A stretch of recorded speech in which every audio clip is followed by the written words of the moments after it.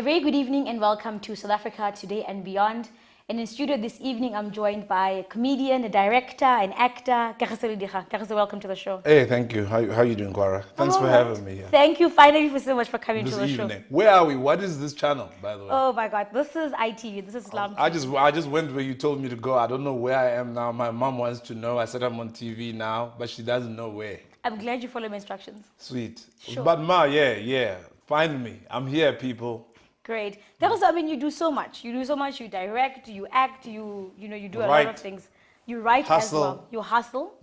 But how challenging is it, staying on top and being so top in the industry as long as you've been? I don't know. I mean, top is a word, because it's relative. Some people will be like, I top out. Somebody else is top. Skumba is top. Mashavela is top. So I just like what I do. Like, honestly, it's very fun making movies, working with teams of people, for discovering new acts, comedians, writers, sort of comedy actors. So it's fun. So for me, it's not even I'm not consciously staying on top. I'm just keeping busy and having fun at what I do.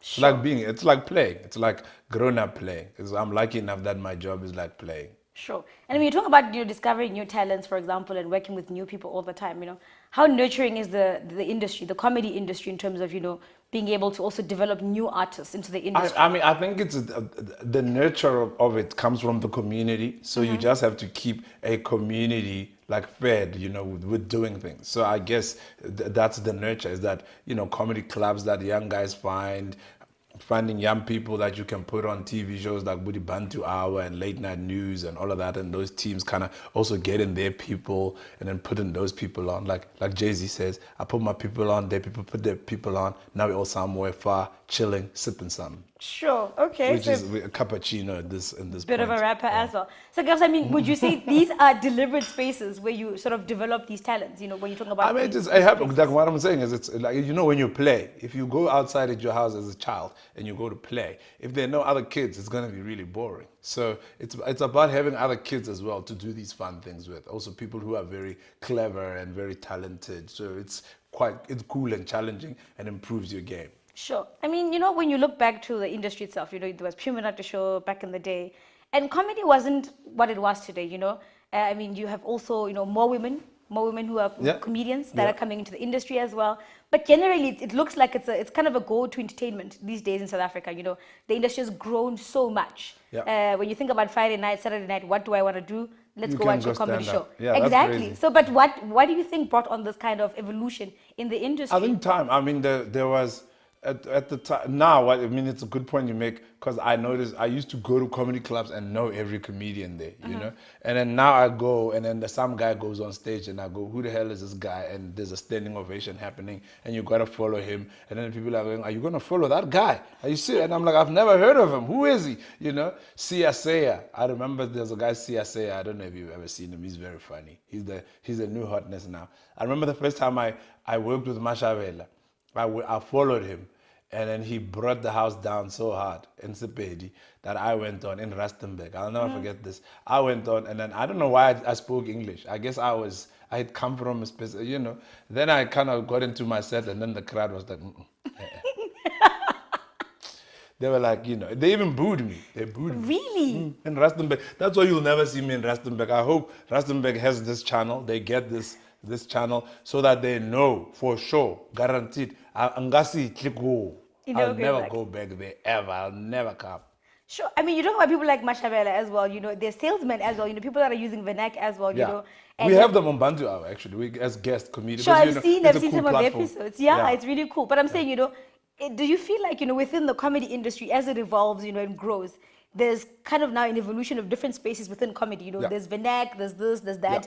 And we're seeing Celeste as well does a lot of Zulu kind of. There's Tenjiwe as well, she does her own brilliant stuff as well, kind of a niche within the industry itself, You feeling there's a growth within the industry? Yeah. It's great. I mean, there's not, there used to be there was like the black comedian. I remember when we started, myself and David Carr, it was like black comedians. And then for a long time, you'd go to a show and then you do what you do, and then they'd say, why did you say stuff like that? Did you not get verbrief? Did you not get verbrief? And then you're like, yo, man, but that's what I do. Like, this is my type of comedy. They're like, no, it's not right. You know, very upset.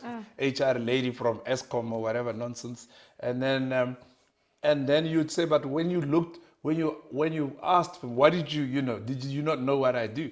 And then she will blatantly, not even like no scam, she'll say, no, we asked for a black comedian. You know, like there wasn't even just black was the thing, you know, like whereas now there's detail. You have Trevor Gumbi. Trevor Gumbi is very different to Joy Rasdeen, who's very different, because you could say Joy Rasdeen and Riyad Musa are Muslim comedians, but both very different from each other. Myself and like, I don't know, and David Simi Kau, Arif as well, you know, he's got Simi his, Arif, yeah. he's got I his mean, own yeah, thing. myself and David Kau, very different. Myself and, I don't know, Pops and Tolas Mo, there's very, you know, Celeste Ntuli and Tumi Morake, you know, so it's a whole new world. It's a whole new ballgame.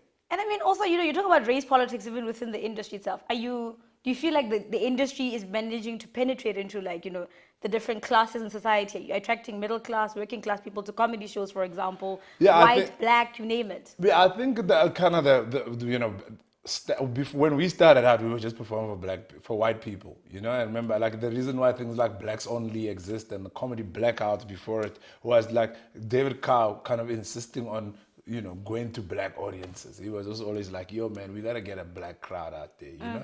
He didn't even know it existed. And when we did find a black crowd, we didn't even know how to speak to it. We were like, hey, you know, what do they expect? And then it kind of grew and evolved out of that. So I feel like the sort of growing middle class of black people has been great, because then it gave us freedom. Like, Mashavela doesn't have to speak English. Whereas we were like, to do a corporate, you had to be like English speaking, you know? And he does corporate gigs as well. Yeah, I mean, I imagine there's many companies that you can do, like corporates where you're speaking Sepedi out in Limpopo, so you don't have to, you know what I mean? The government departments there, I mean, why are you going to speak?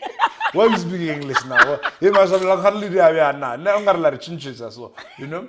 So those types of things, you know, KwaZulu Natal, those Fizo Nenes and all of that. Yeah, sure. You know, rich people's weddings, people who can afford comedy now are not just like middle age or upper middle class or rich Africans and Are you serious? English people, you know. People get comedians to actually come and perform at weddings and And stuff like that. yeah, that's what they do. I did that once, which was weird. I hope the people whose wedding it was are not watching, because it was very uncomfortable for me, because I had to sound like I know these people, and it's quite an intimate thing, a wedding. And then I'm there as this MC of the wedding. But it happens a lot. It's not the kind of thing that I'm comfortable, but it's a thing. People do that all the time. I've never. This is the first time, because you would think weddings are intimate. You want your best friend or somebody those that knows to you. be speaking. But I mean, I also sometimes you're just the MC. You're kind of the go-between. You know, I'll bring on the best man. I'll bring on the. If you're a baller like that, why not have Mashavel at your Limpopo wedding? Just why to not? spice it up. Yeah, like a Visa wedding. You know what we got? We got Kel Kumalo and what's his name? Skumba was the MC. Wow, you guys are badlimal labantu, badlimal. Wow. Yeah, that happens. Yeah. So, I mean, another issue, you know, within comedy as well, you know, it's about, you know, political correctness. You know, comedians sometimes get attacked a lot, you know. There was that one incident with Skumba during the Fees Must Fall He was thing. body shaming. Yeah, stuff like that. But I mean, at what point do you feel like, you know, it's censorship versus, you know, kind of just allow the creatives to do what they want to do, freedom of expression? I mean, the thing is with comedy, and especially stand-up, is that it is that place where you kind of push the envelope, and you are kind of, it's you know, it's like the place where the challenge, you know, the people come in there to be challenged. That's what the safe haven, the safe space of the comedy club is. I mean, you've been to comedy clubs. Sure. You've heard the things that people say at the comedy club, and they're not necessarily things that you can say on a platform like this. They're not certain, you know, you can't say it at a corporate maybe, but then the construct, the origin of stand-up is there, that you are able to talk, to make fun of AIDS, you make fun of like, you know, mentally handicapped people, whatever. But there's repercussions, right? And you have to deal with the repercussions within that space. And everybody coming in there has to also kind of go, we are also here, you know, because I can make fun of, I can be kind of reckless and be body shaming or whatever.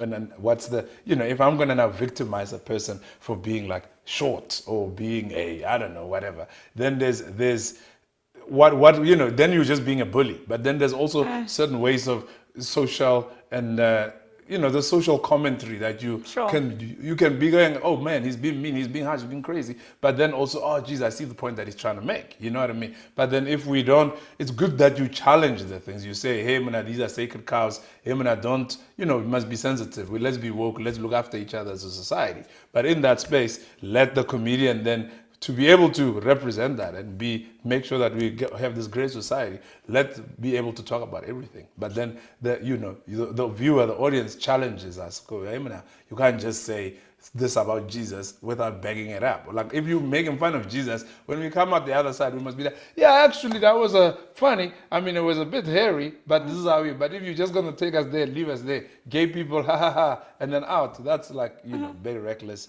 So I do feel like comedy is that place that allows us to talk about things, sacred cows, crazy things, that tensions in society, but it's also not easy. Okay, before we go to the ad break, Kagiso, I mean, up and coming comedians, do they go through some of these challenges? I mean, you're up and coming, firstly, you're trying to just master your craft, right? Get that kind of audience, you want to feel the stage, where do you belong in the stage? Then there are these issues that present themselves, do you think these are sort of also kind of, stumbling blocks that on the way to, stardom, if you want to call it that? Yeah. I agree. You have to. Yeah, it's like the great skateboarder. How many times has he fallen? The great Caster Semenya has come last. I'm sure enough times. I don't think so. Caster is fantastic.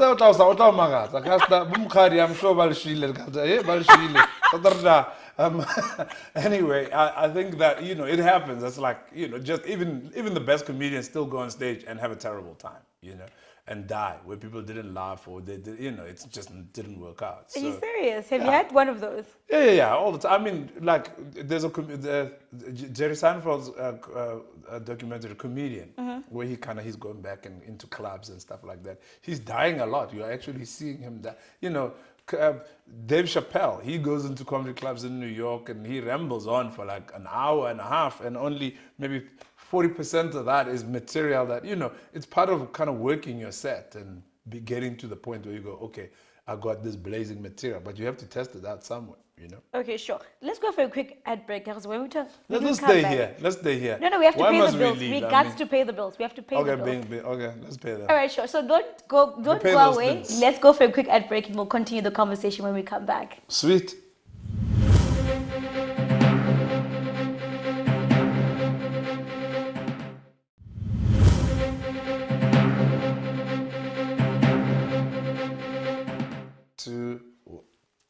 Welcome back from the ad break. I'm still joined by Kagiso Lediga. He's trying to take over my show. You're not getting my job. I'm sorry. I'm just used to being the guy in the other seat, Sure, okay. This is my show, all right? Sorry.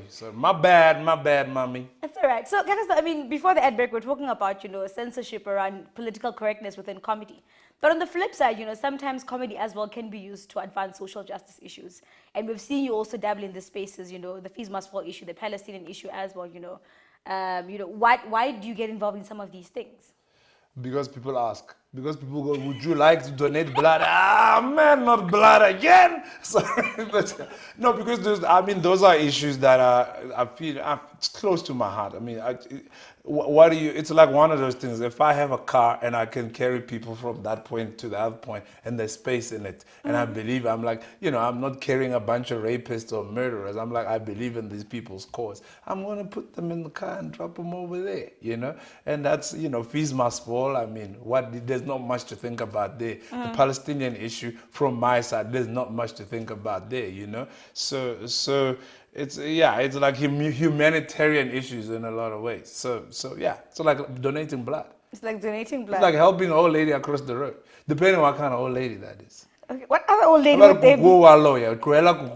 Okay. That kind of vibe, yeah. But let's not also victimize witchcraft ladies, because it's wizardry. It's like Harry Potter stuff. Wow. Okay. Yeah. So, but I mean, are we seeing a lot of comedians, even within the creative industry broadly, using these kind of platforms to advocate for other various social justice issues? Are we seeing it a lot? I mean, in the world, I'd say yes. There's a lot of, I think in the world there's a lot of that. It's not enough, but, because, there's still the profit motive that everybody, people want to just make money. So you'll tell people, yo, how's about the Palestinian issue? And they'll be like, yo, man, I'm trying to get to Hollywood, man. I don't want to, I don't want to upset Jewish people, and so on and so forth. But I also think that generally people, you know, people stand for good, regardless of what they are. You know, like, because not all white people are racist, not all freaking Muslims are tourists, not all Zulus are taxi drivers, not all, you know, I feel like there's like just general good, and then whatever you do,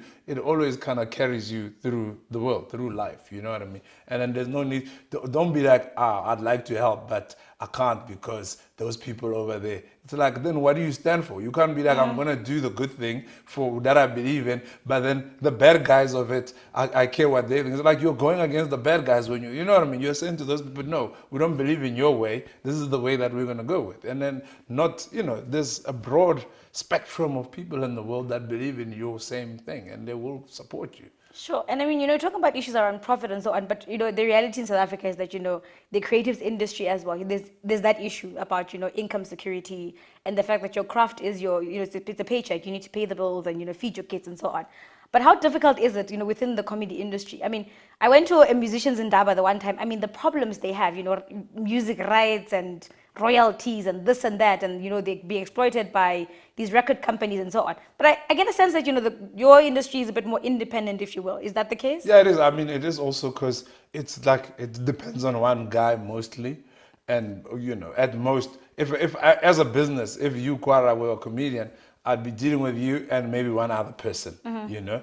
Whereas music is a production, and then your IP is also out there on its own, and that's how you earn the money. Whereas with stand-up, you come, you're one guy, you perform, and then you kind of, you have your material that you build over a long time, and you milk it as much as you know, you charge many people. I guess like musicians have their, what do you call it? That song that plays for like 6 song, years. yeah, that they go with and everything. But the problem with that is, if I call musicians, if I call Fresh de Grand, if I call Kagiso, I don't know who, Squatter Camp, are they still around? If I call a band, I have to pay for like the drama, the guy on the keyboard, the vocalist, the backup singers, the this, the that, which is not, it's a lot of money, you know, but then once you spread it amongst those people, that's not such a big cake to, you know what I mean? It's very small pieces of a cake. Whereas if I call a comedian, I can say, take the same amount of money, but then we're talking about one guy, petrol or Uber out.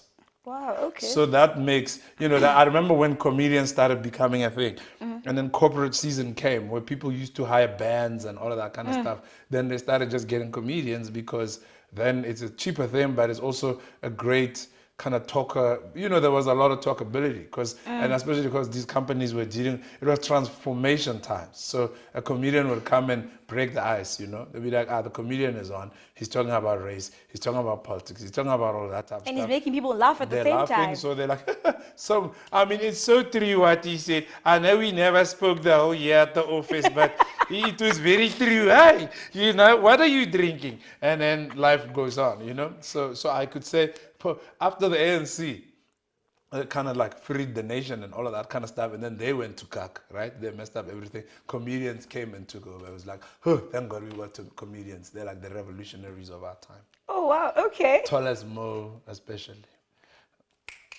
No, I'm just being silly.